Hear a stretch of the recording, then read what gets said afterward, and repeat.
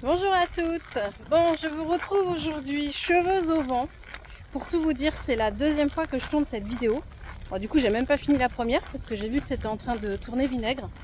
Il y a beaucoup de vent aujourd'hui. Du coup, c'est difficile parce qu'évidemment le micro n'aime pas trop ça. Donc on va essayer. Je suis partie. Du coup, j'ai changé. À la base, j'étais sur la plage. On a fait une petite session plage cet après-midi avec ma fille qui adore ça, patouiller et traîner dans le sable. Et c'était vraiment pas gérable, donc je suis repartie, voilà, on est rentré. Et puis j'ai dit, bon allez, je repars en balade et je retente cette vidéo parce que je veux la tourner aujourd'hui. Voilà, c'est comme ça. Donc aujourd'hui en fait je voulais revenir un petit peu, vous partager au fil des semaines et des jours qui vont s'écouler. Vous l'avez compris si vous avez vu ma dernière vidéo, le mood dans lequel je suis un petit peu en ce moment. À savoir celui de la remise en question, de comment je pourrais me réinventer, essayer de nouvelles choses, trouver de nouvelles niches dans lesquelles je pourrais m'épanouir, de nouvelles passions.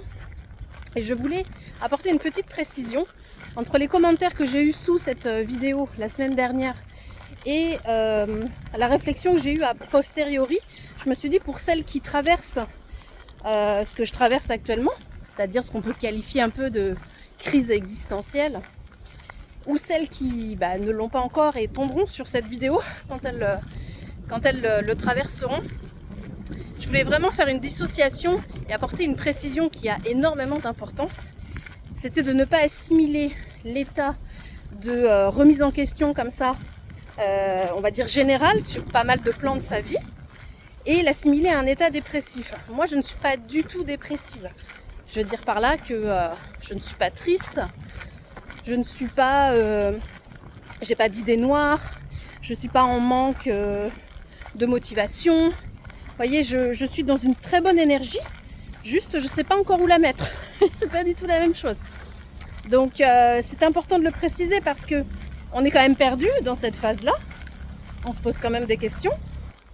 Et quand ça n'est pas dans notre nature profonde, ce qui n'est absolument pas la mienne, c'est-à-dire moi qui régit tout un peu, qui n'a pas vraiment de lâcher prise, qui suis toujours en train d'organiser, de projeter, etc.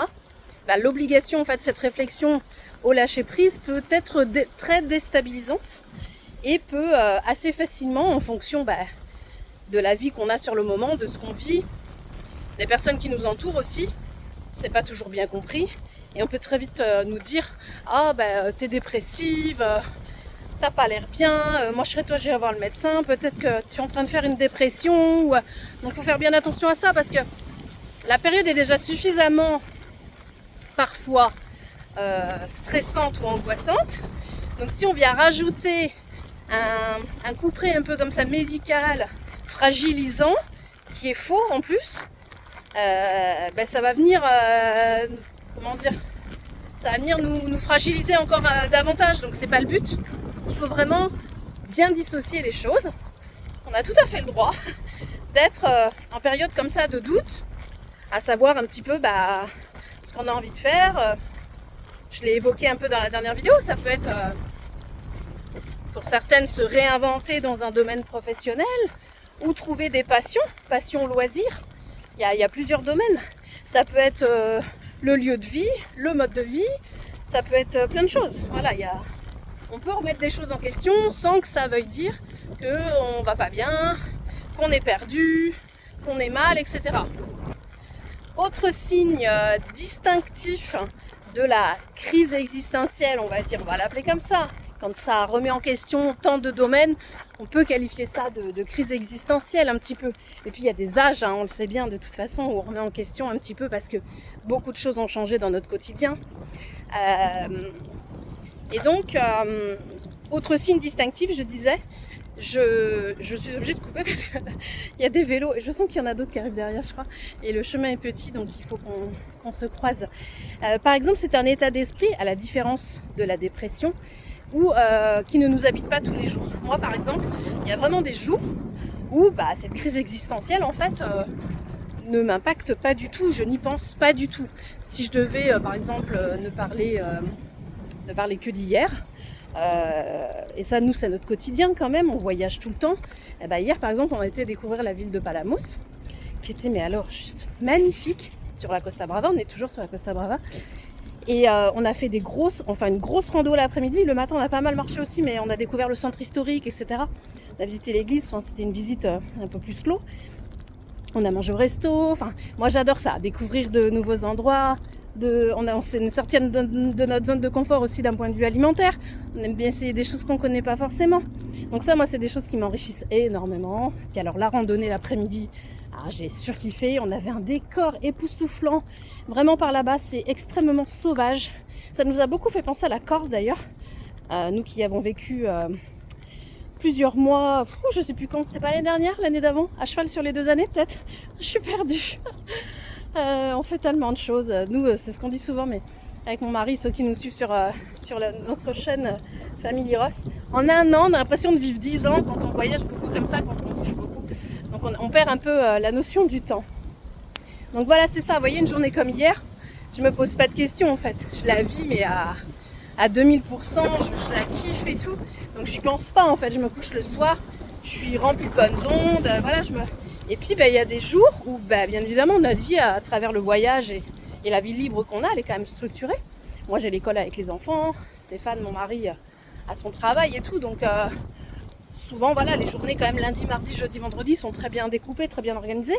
Donc sur ces journées-là, par exemple, là je prends des temps seuls ou des temps de réflexion bien évidemment.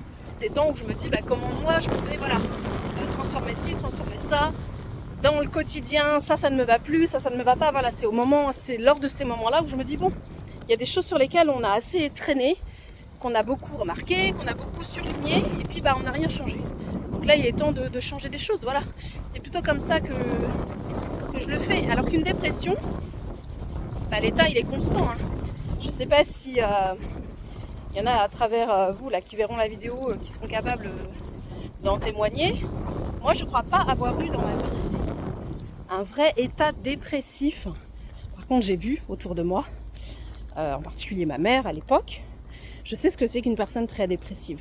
Et on est vraiment dans un état où je peux vous assurer qu'il n'y a pas de journée où on a le smile jusque-là, où on est capable de profiter. Alors faire semblant, ça oui, même les dépressifs sont capables de le faire.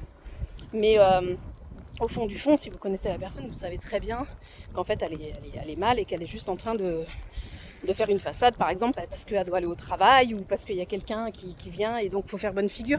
Mais je veux dire par là que l'état d'esprit, il est toujours le même. Quand on est dépressive, on n'est vraiment pas bien et on ne se réjouit pas de grand-chose. Même les petits bonheurs simples du quotidien et tout, il n'y a plus grand-chose qui nous remplit. Donc ça, c'est un autre signe aussi distinctif, très différent en effet de cette crise existentielle qui est très chamboulante, mais qui n'a rien, comment je pourrais dire, de médical en fait. Voilà, c'est quelque chose de normal. Je dirais presque en fait que ça doit même arriver en fait. Je pense que je vous inviterais presque toutes à le vivre un jour, quel que soit. Alors il y a déjà des âges, je dirais. Moi je trouve que on dit souvent, c'est un peu les dizaines. Moi je l'ai eu vers mes 30 ans. Et puis là voilà 45, mais c'est logique en fait. Ce sont des âges de maturité dans certains domaines parce que par exemple, on a eu des enfants, après ils grandissent, ils s'en vont, ou il y a un divorce, ou voilà, ça me paraît logique en fait. Mais je pense qu'on devrait toutes, en fait, rencontrer ces périodes-là pour se rencontrer soi-même, si je peux dire. Pour, s'obliger à un moment donné à se poser la question. Et toi, maintenant, où tu en es, qu'est-ce que tu veux, qu'est-ce que tu fais ? Donc c'est intéressant, voilà. Alors ça met du temps, on va pas se mentir. Je pense pas que c'est quelque chose... que je vais dessiner comme ça d'un coup de crayon magique. Et puis ce que je me dis surtout, c'est que ce que je vais créer là, c'est pas forcément ce que je continuerai de créer dans 10 ans ou dans 15 ans. Voilà, c'est accepter de s'ouvrir à de nouveaux champs aujourd'hui en fait, avec ce qu'on est aujourd'hui. Et puis demain, ce sera encore différent. Moi pour ma part, mes enfants auront encore grandi. Donc il y aura encore forcément de nouvelles notions. Avec mon mari, on va se retrouver seul. Donc il y a forcément des choses qui vont changer. Alors dans les changements quand même, que je commence à observer, parce que le but de mes partages, là, ça va être un petit peu de vous faire évoluer avec moi dans mes nouvelles résonances, on va dire ça comme ça. Si vous me connaissez depuis longtemps, depuis notre autre chaîne Family Ross, ou si vous me découvrez depuis ma nouvelle chaîne, vous allez très vite comprendre que j'adore marcher. Alors la marche pour moi c'est quelque chose vraiment que j'ai initié dans mon quotidien, on va dire, quand on a démarré notre vie nomade en camping-car en 2000. Vous voyez, hein, j'ai un problème avec le temps du coup. Ma fille est née en 2016, donc en 2018, elle était petite. Ça doit être ça, on est parti sur les routes en 2018. Donc oui, ça va faire presque 8 ans. Mais c'est ça. Je l'ai découverte par la force des choses parce qu'on vivait en camping-car. Alors on faisait beaucoup de vélo parce qu'on avait des vélos comme moyen de locomotion. Parce qu'après avec le camping-car, vous pouvez pas aller partout. Donc il vous faut d'autres moyens de locomotion. Donc on avait les vélos. Mais la marche est quand même vraiment venue s'inscrire sur cette période de vie-là. Alors après, petite, on va dire, j'avais commencé parce qu'avec mes parents, tous les étés, on allait faire de la randonnée dans toutes les montagnes de France.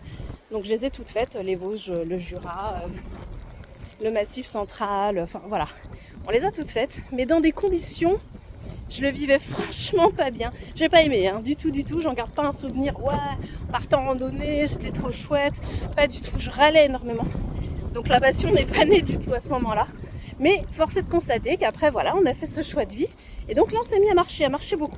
Alors en plus, mes 2 petits derniers, à la différence de mon aîné, sont extrêmement réceptifs. C'est-à-dire que même petits, mais qu'est-ce qu'ils ont marché? Ils ont toujours aimé marcher énormément. Ma petite dernière a marché à l'âge de 10 mois. Donc c'est dire qu'elle avait déjà un petit peu ça en elle. Et aujourd'hui, elle garde ça, elle est un peu comme moi, elle trotte énormément. À la différence de mon deuxième, qui a 12 ans aussi, hein, puis c'est un garçon. Voilà, il est un petit peu moins dans le mood. Il a perdu, on va dire, ce sur quoi il s'amusait beaucoup avant. Là, un petit peu moins, mais c'est normal. À son âge et tout. Mais tout ça pour dire que toute la famille, en fait, était vraiment... aimait beaucoup ça, quoi. On marchait énormément. On en a beaucoup partagé dans beaucoup de vlogs à l'époque. Et puis, du coup, ça a continué pendant toutes ces années parce que depuis, on est resté nomade, on a changé de véhicule, etc. On a essayé pas mal de choses, on a beaucoup voyagé, mais la marche a toujours été là. Et là, il se trouve que c'est vraiment quelque chose que j'ai voulu creuser parce que chez moi, et à l'époque, quand j'avais consulté ma naturopathe au tout début, j'en avais parlé. Je lui avais dit, je marche au moins 2 heures par jour. Elle avait un petit peu halluciné parce que, tout le monde dans son quotidien ne peut pas forcément. Et en même temps, ça me semblait peu.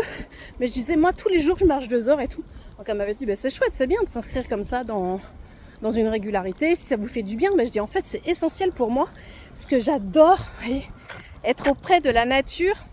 Ça, c'est quelque chose que j'ai vraiment aussi développé avec nos modes de vie libres, avec nos voyages.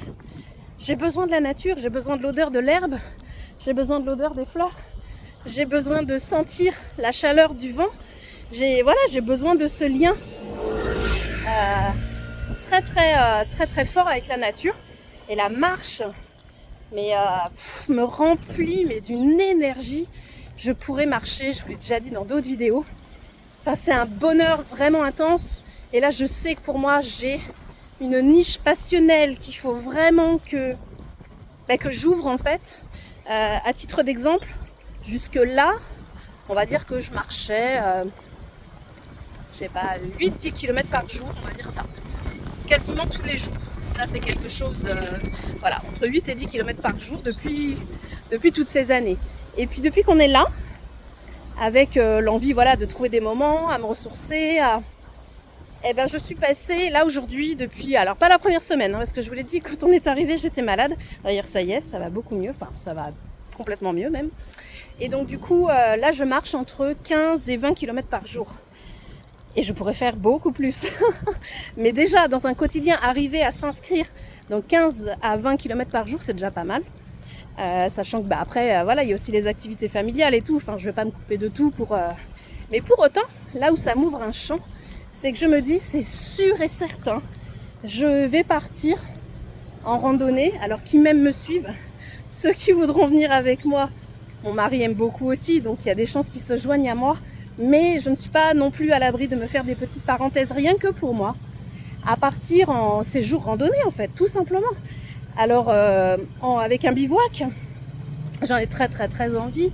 J'ai envie de partir plusieurs jours J'ai envie de marcher en montagne. J'ai envie de la brutalité de la montagne, on va dire aussi un petit peu là. Et puis j'ai envie vraiment d'inscrire la marche, la randonnée dans quelque chose de plus régulier, avec des petits challenges de distance, de parcours, de GR, etc.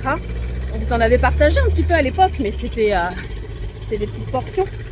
Donc vous voyez, j'avance tranquillement finalement. Et je commence à trouver une petite voie de grande, comment je pourrais dire, c'est beaucoup d'émotions pour moi la marche. Enfin, c'est vraiment, voilà, j'ai pas les mots. Moi, il faut que je marche, c'est la vie quoi. Donc, vous voyez, à force de chercher, d'observer aussi, parce que finalement, c'est pas nouveau, mais je n'avais pas observé à quel point j'en avais besoin, à quel point ça me faisait du bien. Donc, des fois, il faut ce temps de recul. Et là, ça fait 3 semaines que je marche entre 15 et 20 km par jour et que j'en ai encore sous la pédale et que j'ai encore envie d'en faire plus et que je veux me dessiner des itinéraires, des parcours et que je veux prendre ma toile de tente et que je veux bivouaquer et que je veux randonner et découvrir les paysages à pied comme ça et tout. Donc vous voyez, voilà, ça c'est une grande source de plaisir pour moi d'avoir trouvé enfin, au moins dans ce secteur-là, on va dire, une brèche d'épanouissement dont j'ai vraiment besoin. Donc je continuerai dans les prochaines semaines de vous partager un petit peu comme ça mon évolution, ce que je prends le temps de comprendre en moi, ce que je découvre aussi. Et puis comme d'habitude, je vous invite dans les commentaires à me dire si vous aussi vous marchez, si la marche pour vous c'est la vie. Et puis sinon, quelles sont vos passions? Tiens, parce que ça peut peut-être nous aider des fois, nous donner des champs de réflexion, d'action. Et puis voilà. Et donc on se retrouve la semaine prochaine dans une prochaine vidéo. Allez, bye bye.